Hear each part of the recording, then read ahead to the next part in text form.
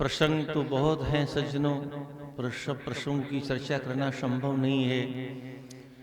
सूत जी बहुत प्रसन्न हुए इन प्रश्नों को सुन करके और कहा, एक बार परीक्षित गंगा के तट पर बैठे हुए थे।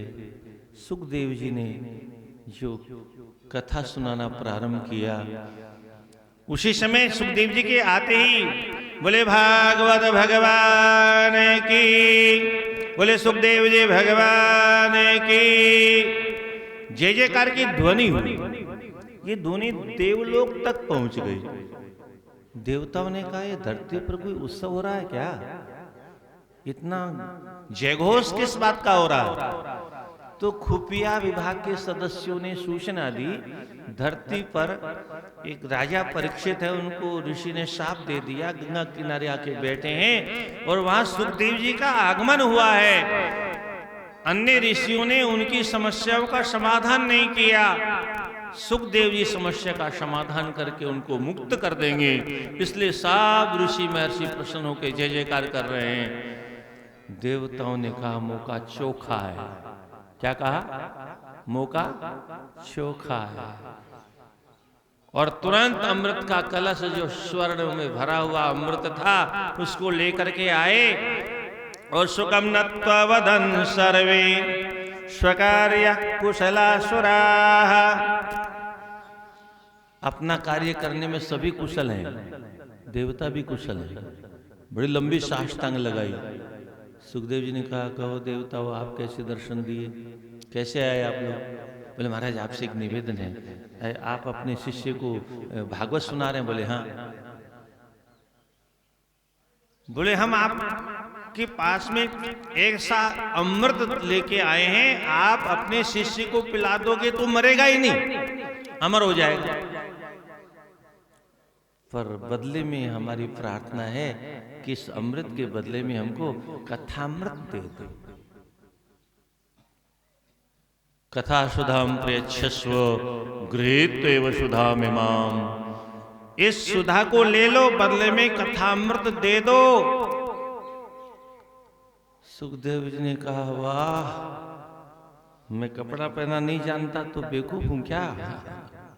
क्या इतना ना समझूं कि मुझे कपड़े पहनने का शऊर नहीं है? तो मुझे इतना भी पता नहीं कि कथा का क्या महत्व है और अमृत का क्या महत्व है। कान खोल के सुनो देवताओं, तुम्हारा जो अमृत है मेरी दृष्टि में कांच का टुकड़ा है, और ये कथा अमृत ये दिव्य अमूल्य मणि है। क्व काचक क्व मणिर महान ब्रह्मरातो विचारेव देवास तत्र जहास। अपमान करके, तिरस्कृत करके देवताओं को भगा दिया।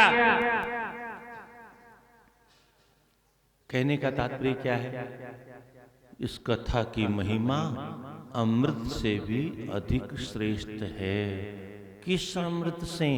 जिस अमृत को पाने के लिए पता नहीं कितना परिश्रम किया देवताओं ने, दैत्यों ने मिलकर के। 4-5 तो अवतार हो गए, तब जाकर के अमृत निकला। और इतना परिश्रम करने के बाद में जो अमृत निकला, उसको सुखदेव जी ने कहा, ये तुम्हारा अमृत कांच का टुकड़ा है, और इस कांच के टुकड़े के बदले में ये कथा रूपी अमृत में तुम्हें दे नहीं सकता। इतना सस्ता सौदा करने वाला नहीं हूं मैं। खबरदार, भाग जाओ यहां से। देवता लोग बोले, आज तो बड़ी बेइज्जती हुई। घर घर में हमारी पूजा होती, पंडित लोग घर घर में सुपारी में देवता बुला लेते हैं। घर घर में हर शुभ काम पर देवी देवताओं की पूजा होती है। बोले हमारी तो घर घर में पूजा होती है, आज हमको ही नंगे बाबा ने हमारी तो ही नहीं कर दी, भरे समाज के बीच में हमारी बेइज्जती कर दी। चलो हम भी देखते हैं आखिर इस कथा का महत्व क्या। दूर बैठ गए एकांत में, जैसे वो पंडित लोग बैठे, ये भूदेव है ना, पंडित लोग सामने बैठ के कथा नहीं सुनते, इज्जत में बट्टा लग सकता है क्या। कथा पूरी हुई, ब्रह्मांड भेदन करके परीक्षित की आत्मा देव रूप धारण करके विमान में बैठ करके जब जाने लगे तो सारे ऋषि महर्षि बोले भागवत भगवान की। अब तो देवताओं से भी रहा नहीं गया, उन्होंने भी कहा बोले भागवत भगवान की, और रोते रोते ब्रह्मा जी के पास गए। बोले भगवान आज तुम्हारी बहुत बेइज्जती हुई। आखिर इस भागवत में ऐसा क्या वैशिष्ट्य है, ऐसी क्या महिमा, ऐसी क्या गरिमा है, ऐसी क्या श्रेष्ठता है, ऐसी क्या प्रेष्ठता है। इतनी मेहनत से हमने अमृत को प्राप्त किया और उस अमृत से श्रेष्ठ भागवत कथा क्यों है। उस कथा को सुनकर के तक्षक के द्वारा काटा गया परीक्षित मुक्त हो गया। ब्रह्मा जी की खोपड़ी भी खराब हो गई। ब्रह्मा जी ने कहा यह तो कुछ मामला ज्यादा गड़बड़ है। अरे मैंने विधि बनाने वाला मैं हूं और मैंने विधि का विधान बना रखा है। क्या? जो अकाल मृत्यु मरेगा उसकी सदगति कभी नहीं होगी। अकाल मृत्यु मरने वाला भूत प्रेत पिशाच बनता है। तक्षक ने काटा, इसका मतलब उसके अकाल मृत्यु हुई। मुक्त कैसे हो गया? बोले भागवत सुनकर के मुक्त हो गया। संसार को बनाने वाले ब्रह्मा जी की खोपड़ी में चक्कर आने लग गए। नहीं समझ में आया हुआ कैसे, क्योंकि मैंने तो ऐसा विधान बनाया ही नहीं। ब्रह्मा जी को भी अपने सत्यलोके तुलाम बद्ध्वा अतोल्य साधनान्यज लघुनन्यानि जातानि घोरवेन इदं महद। अपने ब्रह्मलोक में तराजू बांधा। तराजू तो आप सभी जानते हैं। अब धीरे धीरे वो तराजू अब आजकल आधुनिक आ गए हैं। वो पलड़े दो होते थे, वो पलड़े धीरे धीरे गायब, एक का ही हो गया। ये इलेक्ट्रॉनिक मशीन की है, बिजली की करामा वैज्ञानिकों की। एक पलड़ा हो गया, एक पलड़े में तुल जाता है। ईमानदारी से दो पलड़े होने चाहिए ताकि पता चले। अब सामने वाले को पता नहीं तुला कि नहीं तुला, सामने वाले को दिख भी नहीं रहा है कितना हो गया कितना नहीं हो गया।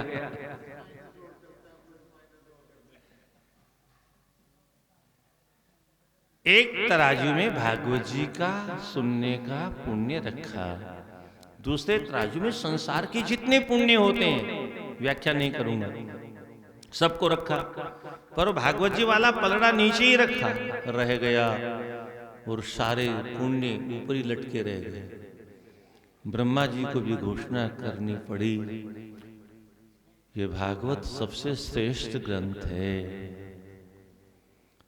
और ये भागवत कैसा है? बोलो देवलोक में भी प्राप्त नहीं है, सत्यलोक में भी प्राप्त नहीं है, शिवलोक में भी प्राप्त नहीं है, पर सुखदेव जी की कृपा से, व्यास जी की कृपा से हम जैसे पापियों को भी प्राप्त है। हम जैसे पापी कह भी लेते हैं और आप जैसे लोग सुन भी लेते हैं। ये उन महापुरुषों की कृपा है। ईमानदारी की बात तो ये है, हम इस भागवत जैसे ग्रंथ पर प्रवचन करने के अधिकारी नहीं है और सामान्य व्यक्ति इस कथा को सुनने का अधिकारी नहीं है। आगे आप सुनेंगे व्यास जी ने भागवत का निर्माण किया, उनके सामने कोई भागवत जी को पढ़ने वाला छात्र नहीं मिला। कब की बात कर रहा हूं? 5000 वर्ष पहले। हमारे जैसे दुष्ट विद्यार्थी नहीं होते थे उस समय, क्या सब दिव्य ऋषि होते थे। पर व्यास जी ने जिसको देखा सब नालायक, कुपात्र। अंत तो व्यास जी को ध्यान आया, अरे वो जो 12 वर्ष तक मेरा बेटा पेट में रह गया और पैदा होते ही जो जंगल में चला गया, जिसने माँ का दूध तक नहीं पिया, माँ की तरफ आंख उठा के देखा तक नहीं, नाल कटाने की प्रतीक्षा भी नहीं की, स्नान कराने की प्रतीक्षा भी नहीं की, खेल खिलौना तो बहुत दूर की बात है, वो इस भागवत का उत्तम अधिकारी। भागवत का अधिकारी कौन है? आज तो अरे गहरे नट्ठू खेरे जहां देखो वहीं बोले कौन है, बोले भागवताचार्य भागवताचार्य भागवताचार्य, झंडी लेकर के घूम रहे हैं। क्योंकि टीवी में जो आ गया उसको लोग तुरंत महापुरुष मान लेते हैं। भले ही एक भी श्लोक नहीं बोले पर उससे बड़ा महान कोई वक्ता नहीं। भागवत के एक अक्षर का भी अर्थ नहीं जानता हो और टीवी में आना चाहिए, चैनल पे आना चाहिए। चैनल पर तो माया का तांडव है, जिसके पास माया होगी वो चैनल में नाचेगा। सामान्य साधु के पास में माया कहां से आए? खैर, ये भागवत जैसा ग्रंथ हम आपको शुकदेव जी की कृपा से उपलब्ध है। इस कथा को एक बार नारद जी से सनकादिक गणों ने सुनाया था, वो प्रसंग में आपको सुनाने जा रहा हूँ। सनकादिक जी ने पूछा, महाराज नारद जी लोक विग्रह मुक्तस्य, संसार के सभी प्रकार की समस्याओं से मुक्त होकर के एकाकी विचरण करते रहते हैं। ऊपर से उनको दक्ष का शाप भी प्राप्त है, वो एक जगह ठहर नहीं सकते। तो विधि श्रवः कुतः, उन्होंने विधि पूर्वक 7 दिन बैठ करके भागवत की कथा का सनकादिक गणों से सुनने का अवसर कब और कहाँ प्राप्त किया, हमको आप ये बताइए। और तब सूत जी कहते हैं, एक बार सनकादिकों ने नारद जी को बद्रिकाश्रम में दुखी अवस्था में देखा। इदानीं शून्य चित्तो से गतवित्तम यथो जनाः, देखते ही पूछा, नारद जी आपको क्या हो गया?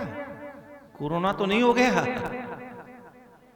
कैसे आप मुरझाए पड़े हुए हैं? गतवित्तम यथो जना, आपकी दशा तो ऐसी है जैसे कि किसी को बहुत धन मिल गया हो और फिर निर्धन हो गया हो और फिर रो रहा हो, हाय हम तो बर्बाद हो गए, हाय हम तो लुट गए, अब तुम कहीं की नहीं रहे, अब दुनिया हमारे लत्ते उतार लेगी, हम कहाँ जाएं? क्या खो गए आपका? आप तो बाबा जी हो। अरे आप जैसे संत तो दूसरों की चिंता दूर करते हैं और आप स्वयं चिंतातुर हो, इसका कारण क्या है? नारद जी ने कहा, अहम तो पृथ्वी तो ज्ञात्वा सर्वोत्तमां विधि पुष्करम च प्रयागम च। बहुत लंबी कथा है इसलिए विस्तार न करके, हे भगवान मेरी समस्या क्या है ध्यान से सुनिए। मैंने इस भारतवर्ष के संपूर्ण तीर्थों का भ्रमण किया। किस लिए? पूरी पृथ्वी बड़ी परम पावन है। इस भारतवर्ष की धरती पर नाना प्रकार की जितने भी तीर्थ हैं वो सब बड़े पवित्र हैं, पावन हैं। भगवान की मंगल में विग्रह का वहां दर्शन होगा। और मैंने इस भ्रमण में क्या देखा? न कुत्रचित क्षरमः, कहीं पर भी शांति का दर्शन नहीं किया। नारद जी कहते शांति भवन तो बहुत देखे, शांति बाई बहुत देखी, राधे राधे, शांति लाल भी बहुत देखे, पर सब शांति लाल के यहां शांति का अकाल देखा। क्या देखा? नाम शांति लाल है पर काम क्रांति का करते हैं। शांति कहीं नहीं दिखाई दी। शांति भवन में शांति का दर्शन नहीं हुआ। तरुणी प्रभुतागे श्यालको बुद्धिदायक, घर घर में मैंने क्या देखा? तरुणी प्रभुता। माताओं घबराना नहीं आप लोग, आप लोगों की बड़ाई लिखी है यहाँ पर। घर घर में नारियों की प्रभुता, प्रभाव है। ये तो उस समय लिखा था, आज तो फिर क्या कहना। कपिल भगवान आगे कहेंगे, भ्रुज मात्रेण, ये माया ऐसी बनाई परमात्मा ने, थोड़ी सी अपनी नजर टेढ़ी कर दे बस पतिदेव की गिगी गिगी बन जाती है, कांपने लग जाता है। मैं आपके घरों की बात नहीं कर रहा हूं, ये तो भागवत जी को बता रहा हूं। श्याल को बुद्धिदायक, बुद्धि कौन देता है? न तो कोई संत, न कोई महात्मा, न कोई गुरुजन, न कोई माता पिता भाई बंधु। जब कभी किसी उपदेश की आवश्यकता होती है तो साले साहब को फोन करते हैं, हाँ बाबू काई करा कियान करा। आप जो कहोगे वही करेंगे, और जब साले साहब कहते हैं तो वैसा ही होता है। कन्या विकर्ण्यो लोभात दंपति नाम च कलकनम। ये बड़ा विचित्र शब्द लिखा है, आपको आश्चर्य लगेगा। यहां लिखा है भविष्यवाणी की होगी, उस समय तो ऐसा नहीं होता था। कलयुग में लोग अपनी बेटी को बेचेंगे। अच्छा, आपने देखा है कभी किसी बेटी को बेचते हुए? हमने तो बहुत देखा है। आप कहोगे हमने तो देखा ही नहीं, आपने कहां देख लिया? इस दुनिया में हम भी रहते हैं। सजनों, जिनकी बेटियां कमा रही हैं, ध्यान से सुनिए, जिन जिन की बेटियां कमा रही हैं, वो क्या किया उन्होंने? जो कपड़े फेंक करके नाच रही हैं पर्दों में, उनने अपनी अपनी बेटियों को धन के लोभ में बेच दिया। और ये आज के 5000 वर्ष पहले व्यास जी को दिखाई दिया। उन्होंने लिख दिया, हमको नहीं दिखाई देता है।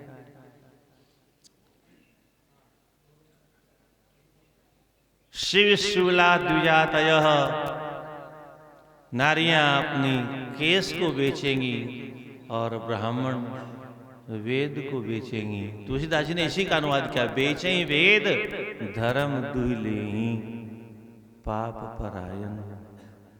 वेद को बेच करके धर्म का दोहन करने का प्रयास करेंगे, जो सर्वथा असंभव है।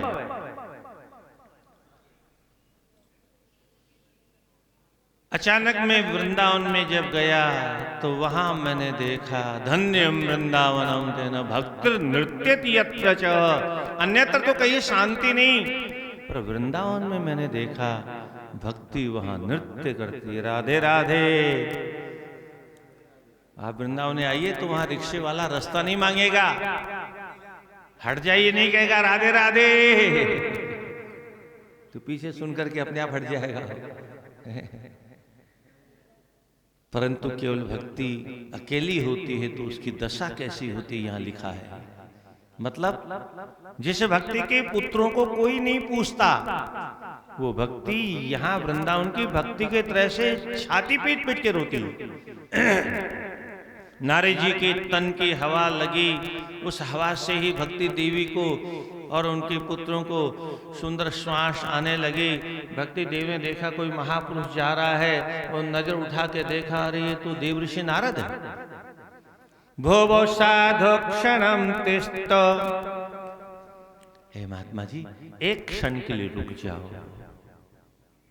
मत चिंतामपि नाशय, मेरी चिंता का विनाश करो कृपा करके। नारद जी ने कहा, मैंने उससे पूछा देवी आप हो कौन? उसने अपना परिचय दिया, अहम भक्त रीति का ज्ञान वैराग्य नामानो काल योगे ने जर जरो उत्पन्ना द्रविड़े समृद्धिम कर्नाटके गता क्वचिन क्वचिन महाराष्ट्र गुरु जीर्णताम गता। आदि आदि परिचय दिया। मेरा जन्म दक्षिण देश में हुआ, और यह आज भी सत्य सज्जन। हमारे जितने महापुरुष हैं लगभग सब दक्षिण से आए। शंकराचार्य जी महाराज का जन्म दक्षिण में हुआ, शेषावतार भगवान रामानंद स्वामी का अवतार भी उधर ही हुआ। और आज भी अगर आप देखेंगे तो भक्ति का नृत्य दक्षिण में देखने को मिलेगा। छोटे छोटे बच्चे 8-8, 10-10 वर्ष के बच्चे इतना सुंदर प्रबंध का पाठ करते हैं, इतना सुंदर गीता का पाठ करते हैं, इतना सुंदर विष्णु सहस्त्र नाम का, गोपाल सहस्त्र नाम का पाठ करते हैं, सहस्वर, और सबको कंठस्थ है। क्यों? वहां की माताएं जब बालक पेट में होता है तब भी वो इनका पाठ करती रहती हैं। बालक गोद में रहता है तब भी इनका पाठ करती रहती हैं। दूध के माध्यम से उस बालक के अंतःकरण में ये सारे प्रबंधों के पाठ प्रवेश करते रहते हैं। जैसे अंग्रेज के घर में पैदा होने वाला कहीं स्कूल में जाके अंग्रेजी थोड़ी सीख के आता है, सुनते सुनते वो अंग्रेजी बोलने लगता है। बंगाल में बंगाली, पंजाब में पंजाबी, मद्रास में तमिल और तेलुगु भाषा बोलता है। ऐसी जिसके घर में वेद शास्त्रों का पाठ होता रहता है, उस घर के बालकों को अधिक ज्यादा पढ़ाने में मेहनत नहीं करनी पड़ती, उनके खून में वो संस्कार होते हैं। और इसलिए हमारे यहाँ ऋषि परंपरा थी, ऋषि का पुत्र इसलिए ऋषि हुआ करता था। आज विद्वान अपने पुत्र को पढ़ाते नहीं हैं, और गांव में से गुल्ली डंडा खेल करके गाली गलौज करके जो बालक आते हैं उनको अयुण याद होता नहीं है। और इसलिए धीरे धीरे विद्वानों की कमी होती जा रही है। और एक बहुत बड़ी चिंता का विषय है सज्जनों, विद्वान नहीं रहेंगे तो ये शास्त्र अपने आप को रोने लगेंगे। व्यास जी की आत्मा रोने लगेगी। अगर केवल ढोल मजीरा ही और वही उसी को कथा आप समझोगे तो फिर क्या होगा, और हमारा कल्याण होगा कैसे? भागवत किसे कहते हैं सज्जनों? भगवता प्रोक्तम भागवतम, भगवान ने जो चर्चा ब्रह्मा जी से की उसका नाम भागवत है। और ब्रह्मा जी के रूप में भगवान नारायण ने ही ब्रह्मा जी के रूप में जो कथानक अपने पुत्र नारद जी को दिया उसका नाम भागवत है। और नारायण रूप नारद जी ने जिस कथा को व्यास जी रूपी नारायण को प्रदान किया उसका नाम भागवत है। और नारायण रूपी व्यास जी ने नारायण रूप अपने पुत्र सुखदेव जी को जो कथा कही उसका नाम भागवत है। और आज भी वह भागवत अगर होती है तो उसका नाम भागवत है, ढोल मजीरे का नाम भागवत नहीं है, गाने बजाने नाचने का नाम भागवत नहीं है, इसका नाम नौटंकी। भागवत के नाम पर आप नौटंकी में बहुत पैसा खर्च करते हो। हमारा रुपया तो 20 लाख रुपया, और आनंद आ गया, खूब नाचे आओ। और वो वीडियो जब बनता है ना ऐसा सामने, फिर तो क्या कहना है, फिर तो और तरंग आ जाती है नाचने।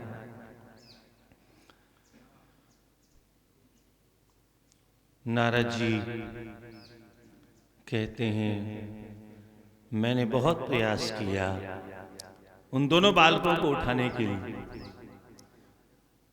वेद मंत्रों का उच्चारण किया, उपनिषदों का उच्चारण किया, सभी पुराणों का उच्चारण किया। गीता पाठेर मुहु मुहु, गीता का पाठ तो एक बार नहीं हजारों बार सुनाया, पर कोई असर नहीं हुआ। मैंने तो प्रतिज्ञा की थी अगर घर घर में तुम्हारी स्थापना नहीं कर दूंगा तो फिर मैं भगवान का दास नहीं कहलाऊंगा। अब मेरे सामने बड़ी समस्या आई, मैं चिंतित हो गया। उस समय आकाशवाणी हुई, हे नारद तुम चिंता मत करो, तुम्हारी समस्या का समाधान होगा। बोले कैसे होगा? एतदर्थम तो सत्कर्म सुरहर्षे त्वं समाचर। भक्ति ज्ञान और वैराग्य के दुख को दूर करने के लिए तुम सत्कर्म करो। क्या कहा? और हम तो सत्कर्म करना जानते नहीं। सत्कर्म किसे कहते हैं यह भी नहीं मालूम। केवल मंदिर चले जाना, कभी तीर्थ यात्रा कर लेना, कभी परिक्रमा कर लेना, कभी यज्ञ में भाग ले लेना, कभी कथा में जाके बैठ जाना, इसी को सत्कर्म समझते हैं सज्जनों। नारद जी ने कहा, नारद जी को पता नहीं सत्कर्म किसे कहते हैं, हमको कहां से पता होगा? नारद जी ने कहा वो सत्कर्म क्या होता है? मैंने जो वेदों का पाठ सुनाया वो सत्कर्म नहीं था। मैंने पुराण की कथा सुनाई वो सत्कर्म नहीं था। मैंने गीता का पाठ बार बार सुनाया, क्या वो सत्कर्म नहीं था? अगर वो सत्कर्म नहीं है तो फिर सत्कर्म क्या है? तो फिर आकाशवाणी ने कहा तत्ते कर्म विधास्यन्ति साधवः साधुषणाः। हे नारद तुम चिंता मत करो, सत्कर्म किसे कहते हैं ये तो तुमको कोई साधु बताएगा। कौन बताएगा? साधु। अभी बोला करो कभी कभी, कौन बताएगा? साधु। सत्कर्म साधु ही बता सकता है। संसार के लोग असत कर्म तो बता सकते हैं, क्योंकि असत संसार से जुड़े हुए हैं, क्योंकि असत संसार को ही सत्य मान रहे हैं। इसलिए असत संसार को सत्य मानने वाला कभी सत्कर्म जानता भी नहीं। बताएगा कहां से? कोई साधु। किसे कहते हैं साधु? साधनोति पर कार्याणि इति साधु। जो दूसरे के कार्यों को सिद्ध करे, यानी अपना कार्य सिद्ध करने के चक्कर में नहीं पड़ता, उसका नाम साधु है। जो अपने कार्य को सिद्ध करने के चक्कर में रहता, उसका नाम साधु नहीं है। वो कोई साधु बताएगा। हम नारद जी जहां जहां गए, साधु लोग तो कोई तो भाग गया, कोई मुनि होके बैठ गया। और घूमते घूमते नारद जी ने कहा कहीं साधु नहीं मिला, चलो कोई बात नहीं, बद्रिक आश्रम में तपस्या करेंगे, भगवान का दर्शन होगा, उनसे पूछेंगे सत्कर्म क्या है। और अब आपका दर्शन हो गया, आपसे अच्छा साधु कहाँ मिलेगा? आप भगवान सत्कर्म किसे कहते हैं? सनकादि गणों ने कहा नारद जी, ज्ञान यज्ञ भी एक यज्ञ है, तप भी एक यज्ञ है, योग भी एक यज्ञ है, परंतु तत्ते कर्म विसूचका। ये तो कर्म के फल को देने वाले हैं, पर ज्ञान यज्ञम परम बुध। पर ज्ञान यज्ञ सबसे श्रेष्ठ यज्ञ है। इसलिए तुम भागवत की कथा सुना। बोले महाराज अब भागवत की कथा आप ही सुना दो, और जहां सुनाना हो वहां भी बता दो। हरिद्वार में कथा का निश्चय हुआ। पृथ्वी के सभी लोग कथा सुनने